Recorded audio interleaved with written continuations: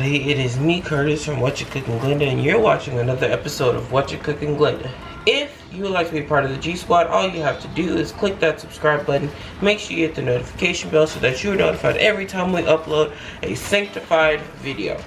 Now, on today's video, you've seen a video like this before, but it was my brother making his version of the JBR chicken sandwich from his school.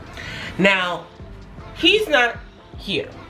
Amen. He's not here. So, what are we gonna do? I'm gonna make one. I'm gonna make my version of a chicken sandwich. Okay? So, as you can see, we are not at a stove. Okay, we're leaving the stove alone, we're keeping the gas off, and we're using electricity on today. We're using our copper chef.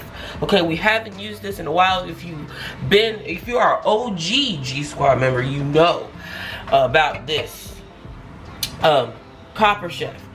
But we're gonna bring it right on back out. So I'm going to toast up these buns, these hamburger buns. These are Love and Fresh hamburger buns, and I'm going to butter them with some melted butter, and this has been heated up on 350, and I feel the heat just oozing off of this. So we're gonna brush this on with some melted butter, and if you're not ready for it yet, put it on warm. If you're not ready for your copper chef yet, you put it on warm, and then until you get ready for it, you cut it right on back up and it'll heat right back up. So yeah, and once you baste it with some butter, make sure you soak up your brush, or if you don't have a brush, use a spoon. Use something to make sure you get enough butter on it so it tastes nice and buttery and it gets a nice toasty on it.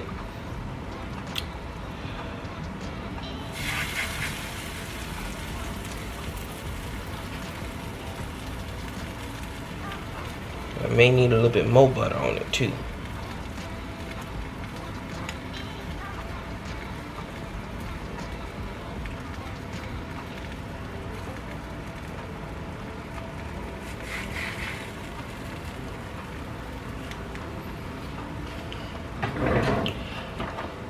So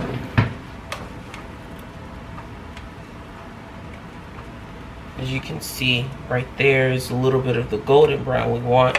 We just want a little golden brown on it. So I'm gonna put some more butter in this bowl here, and we'll be right back when I'm done toasting the bread. Alright, y'all, so I have a package of boneless skinless chicken breasts that I am just cutting in half, and I'm going to pound them out. So as you can see, I'm taking my knife and I'm just cutting it horizontally across the chicken. This is just to ensure that we get more bang for our buck, aka more chicken. And then we pound it out to make sure it cooks faster and it cooks a lot more evenly.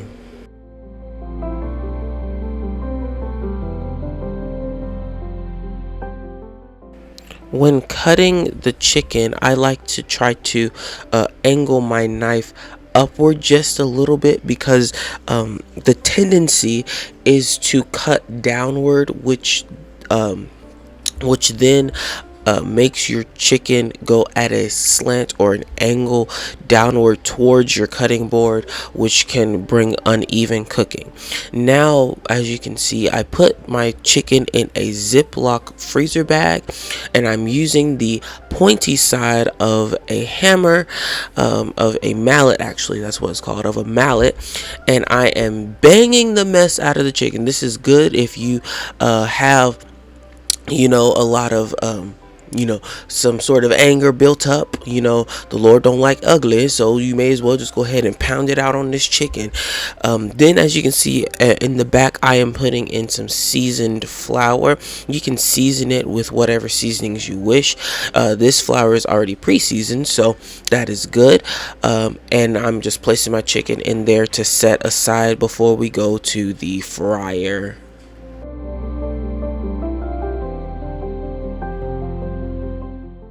Now I am showing you the two different methods of how to check if your oil is hot enough. I have sprinkled in just a little bit, not even a bunch, of the seasoned flour to see if it sizzles immediately. That means your oil is hot enough. And then the classic Whatcha Cookin Glenda way, which is the back of the wooden spoon, and if it starts to sizzle, then it's hot enough.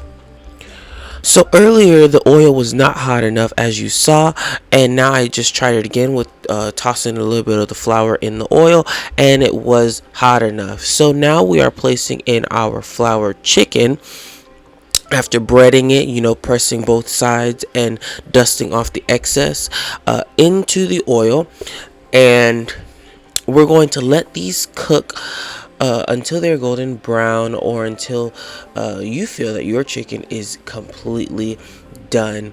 Okay, I went until the oil was not singing, it was not talking back to me, it was not preaching back to me. I went back, and then I let them rest while I was preparing the rest of the meal. The reason why I let them rest is to allow for the extra heat, the leftover heat that was left on the chicken, to help cook the chicken more through, just in case whatever was still clucking is now no longer clucking.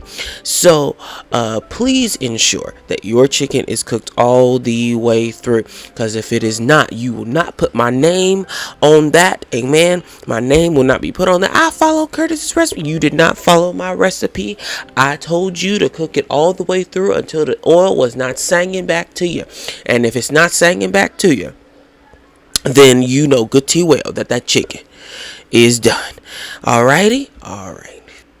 So just so you know, I used some peanut oil in this Copper Chef. I used peanut oil, and the fire, or the heat on the Copper Chef is still 350 degrees. Now, I highly recommend that if you are going to use your Copper Chef, or use your electric skillet of some sort to fry up your chicken, or to fry your French fries, or to do this recipe, I highly recommend that you have something underneath your Copper Chef. The reason why is because the cleanup on this, whenever I was cleaning up, was a lot. Okay, it was a lot. There was oil all over the counter, but that was because of the oil splatter from the oil. So now you see I have some Ore-Ida golden crinkles and some super crispy fries to place in this oil as my side dish. We all love fries with our chicken sandwiches anyway. So a little trick that my grandmother taught me is to put some black pepper and some salt in the bag with your fries, regardless of. Now, if they're already seasoned, you don't have to do this step. But if they're not seasoned, like the Ore-Ida fries are, you can do this step. And all you got to do is put you a little bit of black pepper and some salt in there, and shake it up. And once you shake it up, all you got to do now is pour it into your oil. Our oil is still on 350 degrees, but I did turn it down just to give it a little bit of a break for a moment. Then I turned it back up when I was ready to put my fries in to test out the oil. I put in one French fry to make sure that the oil was hot enough, and then I went ahead and I poured in my oil, my fries, and that is the same thing I did with the others. Now, to cook this, I cooked these until they became crispy to the touch. You can tell I have a spatula there that has a bunch of holes in it. That spatula there can really help with feeling your fries without actually touching them with your hands. Whenever I feel it at the bottom, when I feel the fries, flipping them at the bottom, I can tell if they're crispy or if they're not crispy.